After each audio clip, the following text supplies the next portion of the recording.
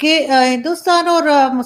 ہندوستان کے مسلمان اور پاکستان میں جو مسلمان رہتے ہیں، یہ دونوں ملکوں کے جو مسلمان ہیں، یہ باقی کنٹریز سے ہمیں الگ سے کیوں نظر آتے ہیں؟ کیونکہ باقی جو عرب کنٹریز ہیں یا مسلم امہ جسے ہم کہتے ہیں، وہاں پہ اس قسم کی باتیں نہیں ہوتی کہ ہم ایک دوسرے کو کافر قرار دے دیں، ہم اگر کوئی مذہب بدلنا چاہے تو اس کو جان سے مارنے کی دھمکیاں مل جائیں، یا اس طرح کی کوئی چیز ہم نہیں دیکھتے جو ہم ان دونوں ملکوں کے مسلمانوں کو دیکھتے ہیں۔ یہ اتنے زیادہ اگریسو مسلمز آپ کو ان دونوں کنٹریز میں کیوں نظر آتے ہیں؟ کی دو وجہ ہیں۔ ایک وجہ ہے دین سے دوری، کہ ہم نے اسلام کو صحیح پڑھا نہیں، اسلام کو اپنی زندگی میں ہم لائے نہیں۔ دوسری وجہ ہے سیاست۔ ہندوستان پاکستان کے جو سیاستداں ہیں وہ کہیں نہ کہیں ان چیزوں میں انٹرفیئر کرتے ہیں، ان چیزوں کو جان بوجھ کر ہوا دیتے ہیں کہ صاحب یہ بریلوی ہیں، یہ شیعہ ہیں، یہ سنی ہیں۔ جو ہمارے علماء ہیں، معاف کیجیے گا میں ایک بہت بڑی بات کہنے جا رہا ہوں، ہمارے جو علماء ہیں وہ علماء بھی سیاست سے چونکہ پریرت ہوتے ہیں، سیاست ان کے اندر ان کے دماغ میں ہوتی ہے، تو وہ اس سیاست کو سامنے رکھتے ہوئے اس طرح کی چیزیں پیدا کرتے ہیں۔ دہانے پر پہنچ گئے ہیں کہ ہم ایک دوسرے کو کافر قرار دیتے ہیں، اور یہی نہیں بلکہ کچھ جگہوں پر تو ایسا بھی ہے کہ اگر بریلوی لوگ دیوبندی کے پیچھے نماز پڑھ لیں یا دیوبندی بریلوی کا نکاح کرا دے تو جتنے لوگ اس نکاح میں شامل ہیں ان سب کا بھی نکاح ٹوٹ جاتا ہے۔ ایسی بہت ساری مثال ہمیں دیکھنے اور سننے کو ملتی ہیں، پڑھنے کو ملتی ہیں۔ لیکن ہم یہ کیسے کہہ دیتے ہیں کہ مطلب میں نے تو یہی سنا ہے ہمیشہ سے اپنے گھر میں بھی اور کئی جگہ پر کہ اعمال کی وجہ سے جنت یا دوزخ میں جائیں گے، یہ اب اچانک سے مسلمان صرف جنت میں جائیں گے اور باقی کوئی نہیں جائے گا، چاہے وہ کتنا بھی اچھا انسان ہو اور چاہے کوئی مسلمان کتنا بھی برا انسان ہو؟ ہمارے یہاں کہا جا رہا ہے کہ نہیں جی، صرف ریلیجن کی بیس پہ جو ہے وہ جنت ملے گی، اور اگر کوئی نان مسلم ہے چاہے وہ کتنا بھی اچھا انسان ہو وہ جنت میں داخل نہیں ہو سکتا۔ یہ اس قسم کی باتیں کب سے شروع کر دی ہم لوگوں نے، اور اس کی کیا مطلب کیا آپ سمجھتے ہیں کہ کیا سچائی ہے؟ نہیں دیکھ، اس میں دو چیزیں۔ ایک چیز تو یہ ہے کہ اللہ کے رسول نے فرمایا من قال لا الہ الا اللہ فدخل الجنہ، یعنی جو اللہ اور اس کے رسول پر ایمان لے آیا وہ جنت میں ضرور جائے گا۔ جنت میں ضرور جانے کا مطلب یہ نہیں کہ ہر مسلمان بغیر حساب کتاب کے جنت میں چلا جائے گا۔ اس کا مطلب یہ ہے کہ حضرت فاطمہ رضی اللہ تعالیٰ عنہا جو اللہ کے رسول کی لاڈلی بیٹی تھی اور جنت میں عورتوں کی سردار ہوں گی،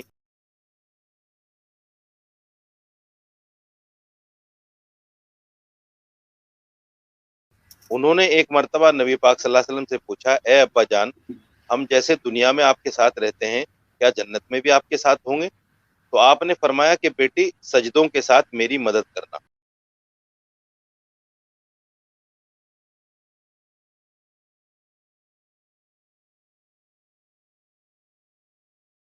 یعنی نیک عمل کرنا۔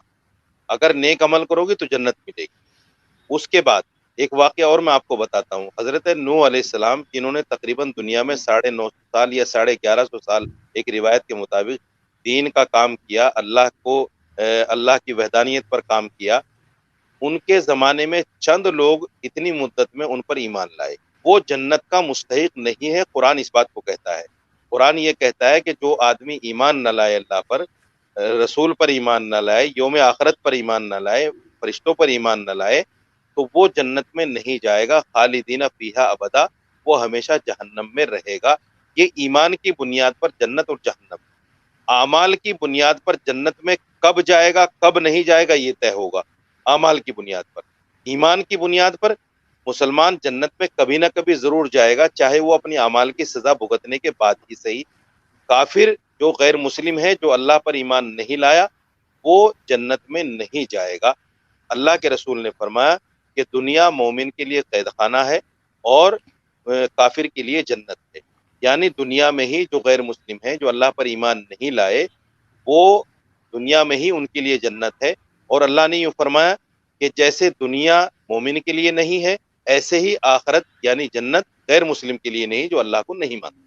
لیکن ہم نے تو یہاں پاکستان میں دیکھا ہے کہ بہت سارے ایسے ریلیجس اسکالرز ہیں یا مولاناز ہیں جو چاہے طارق جمیل صاحب ہوں اور کئی دوسرے جن کے پاس بے تحاشا پیسہ ہے، جو کروڑوں کے گھر میں رہتے ہیں، کروڑوں کی گاڑیوں میں سفر کرتے ہیں، اور وہ نام بھی اللہ کا ہی استعمال کرتے ہیں، اور ایک طرح کا کہنا چاہیے ریلیجن کو بزنس کے طور پہ چلاتے ہیں۔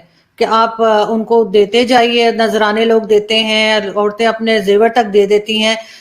تو میں نے تو نہیں دیکھا کہ اگر کوئی مولانا ہو اور یہاں پہ وہ کسی تکلیف میں ہو. جو بھی پاکستان میں ایک بار ریلیجن کو، ہندوستان کیونکہ کبھی گئی نہیں وہاں کا میں کچھ کہہ نہیں سکتی، لیکن پاکستان میں تو جو ریلیجن بیچتے ہیں وہ بہت آرام سے ہیں اور بہت عیش کر رہے ہیں. میں نے تو کسی کو تکلیف میں نہیں دیکھا. لیکن نان مسلم جو ہے وہ چاہے جتنا اچھا انسان ہو، کتنا بھی نیک انسان ہو، آپ کے حساب سے وہ نہیں جا سکے گا جنت میں. لیکن اسلام کے آنے سے پہلے جو لوگ تھے، اسلام تو بہت بعد میں آیا ہے، اس سے پہلے کئی دوسرے مذاہب تھے جو دنیا میں تھے، ان لوگوں کا کیا ہوگا؟ ان کو تو پتہ بھی نہیں کہ اسلام کیا چیز ہے، یا کوئی چیز آئے، کوئی مذہب آئے گا اسلام کا. اس سے پہلے کے لوگوں کا کیا ہوگا؟ دیکھیے آپ نے دو سوال کیے ہیں.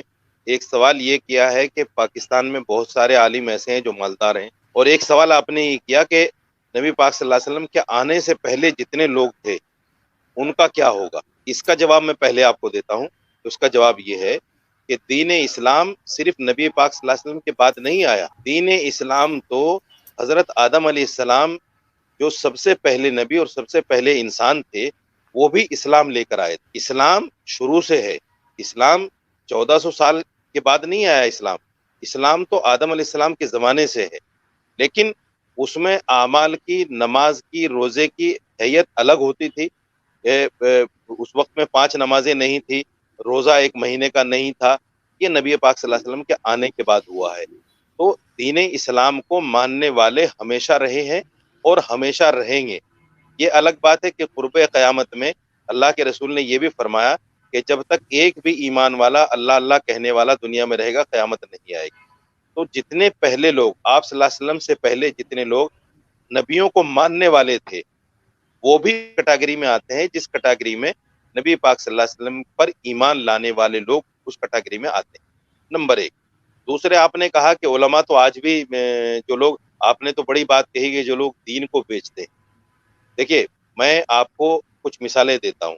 حضرت امام اعظم رحمۃ اللہ علیہ، جس کو دیوبندی لوگ جن کو مانتے ہیں، جن کے بتائے ہوئے طریقے پر جو ہے نبی پاک صلی اللہ علیہ وسلم کے بعد میں، قرآن کے بعد میں جو مسائل انہوں نے بتائے ہیں قرآن سے اور حدیث سے نکال کر، ان کو ہم فالو کرتے ہیں دیوبندی لوگ. تو وہ بھی بہت بڑے مالدار آدمی تھے. ایسا نہیں ہے، میں نے یہ نہیں کہا کہ جو بھی اللہ کے قریب ہوگا وہ سارے کے سارے آزمائش میں رہیں گے. ایسا نہیں میں نے کہا. کچھ لوگ ہر زمانے میں ایسے رہے ہیں کہ مالدار بھی رہے ہیں، اور کچھ لوگ ایسے بھی رہے ہیں کہ جنہوں نے، جیسے حضرت ہمارے ایک مولانا اشرف علی تھانوی رحمۃ اللہ علیہ تھے، جن کا نام آپ نے سنا ہوگا، ان کی بہت ساری کتابیں بھی ہیں. وہ ایسے تھے کہ دنیا کو ٹھوکر مارتے تھے، دین بیچتے ہیں، ان کے پاس پیسہ آتا ہے. ایسا نہیں ہے. یہ ہر آدمی کے سوچنے کا انداز ہے، ہر آدمی کے سوچنے کا فرق ہے. جیسا میں چشمہ لگاؤں گا ویسا مجھے سامنے والا نظر آئے گا. ایک بات تو یہ ہے. دوسری یہ ہے کہ جیسا میرا دل ہوگا ویسا ہی میں سامنے والے کو محسوس کروں. لیکن ایک چیز اور ہے کہ جیسے آپ بتا رہے ہیں کہ جو بھی نان مسلمز ہوں گے نا وہ جنت میں جائیں گے، اور چاہے وہ جتنے مرضی اچھے انسان، اس سے کوئی فرق نہیں پڑتا، صرف مسلمان جائیں گے. تو جو درگاہیں ہیں، جو ہمارے یہاں کی جو ہوتے ہیں مزار ہوتے ہیں، اس پہ تو ہندو بھی بہت زیادہ جاتے ہیں، انڈیا میں تو اسپیشلی.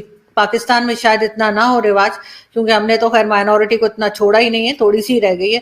لیکن یہ کہ انڈیا میں بہت زیادہ جاتے. تو آپ کے خیال سے اگر جو لوگ ہمارے ساتھ جنت میں داخل تک نہیں ہو سکتے، ان کے پیسے لینا، ان سے چادر لینا، ان سے سامان لینا، کیا یہ سب جائز ہے؟ بالکل ناجائز ہے. قبر پہ جانا، قبر پہ جا کر سجدہ کرنا، قبر پہ جا کر چھپا چڑھانا، قبر پہ جا کر ہاتھ اٹھا کر دعا مانگنا، یہ ساری چیزیں ناجائز ہیں، حرام ہیں. جو لوگ مسلمان کرتے ہیں وہ بھی غلط کر رہے ہیں، اور جو غیر مسلموں سے اس طرح کا پیسہ لے رہے ہیں ناجائز دین کے نام پر، وہ بھی غلط ہے. جنت جو ہے مومنین کے لیے ہے. یہ حدیث کہتی ہے، یہ قرآن کہتا ہے. ہم اسی چیز کو مانتے ہیں جو قرآن کہے، جو حدیث کہے. میں اپنی طرف سے ایسا نہیں کہہ رہا ہوں کہ صرف مسلمانوں کے لیے جنت ہے، بلکہ قرآن کہتا ہے اور حدیث یعنی اللہ کے نبی نے بھی ایسا کہا ہے. قبر پوجنے کی چیز ہوتی تو نبی پاک صلی اللہ علیہ وسلم سے زیادہ معزز ہمارے لیے کوئی بھی نہیں ہے. صحابہ کرام سے زیادہ معزز ہمارے لیے کوئی بھی نہیں ہے. ہم ان کی قبروں کو پوجتے. جب ان کی قبروں کو ہم نہیں پوجتے تو آگے جو پیر فقیر ہیں ان کی قبروں کو پوجنا کہاں سے جائز ہو گیا؟ کہاں سے مسئلہ ان لوگوں نے نکالا ہے اور کہاں سے یہ رواج پڑا ہے یہ بہت بعد کی دین ہے. میں نے کہا کہ جیسے جیسے نبی پاک صلی اللہ علیہ وسلم کے زمانے سے اور صحابہ کرام کے زمانے سے دوری ہوتی چلی گئی, دین سے لوگ دور ہوتے چلے گئے, اور دین کے اندر یہ بدعات, یہ خرافات, یہ اس طرح کی چیزیں پیدا ہونی, اور یہ ان مولویوں نے کی ہے جنہوں نے اپنا پیٹ پالا ہے. میں آپ کی بات کو اس لیے آگے بڑھا رہا ہوں, آپ نے تو چونکہ نام لے کر کہا, میں نام لے کر نہیں کہہ رہا ہوں, میں بغیر نام کے کہہ رہا ہوں کہ جو لوگ اپنے پیٹ پالنے کے لیے دین کے اندر بدعات و خرافات پیدا کرتے ہیں, ان عالموں سے اللہ بچائے, ان عالموں سے اللہ بچائے, ان عالموں سے اللہ بچائے. آپ نے حدیث کی بات کی تو محمد بن سلمان جو سعودی عرب کے کراؤن پرنس ہیں, انہوں نے کہا کہ وہ حدیثوں پہ یقین نہیں رکھتے اور ان کو شک ہے کہ اس طرح کی کوئی بات کی گئی ہے, اور انہوں نے اسلام میں ریفارم کی بھی بات کی. تو آپ کے خیال سے کوئی ریفارمز ہونی چاہیے اسلام کے اندر؟ اور حدیث کی جو انہوں نے بات کی, کیا آپ اس بات سے متفق ہیں کہ واقعی میں ان حدیثوں پہ ہم بلیو نہیں کر سکتے کیونکہ کئی اس میں سے غلط بھی ہیں بقول ان کے کراؤن پرنس کے؟ شراب خانے کھلوانا کون سا ریفارم ہے اسلام میں؟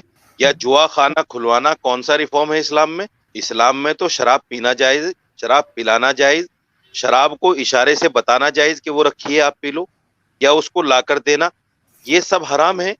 جوا کھیلنا حرام ہے, یہ ساری چیزیں اسلام میں حرام ہے. یہ ریفارم کہاں ہے؟ اس کو ریفارم نہیں کہہ سکتے آپ. معاف کیجیے گا, جو آپ نے سوال کیا ہے یہ سوال ہی غلط ہے. ریفارم اس کو کہتے ہیں کہ جائز چیز میں اگر کوئی گنجائش ہے تو آپ اس کو کریے, آپ اس کو کریے, تو اس کو ریفارم کہتے ہیں. ایک ناجائز اور حرام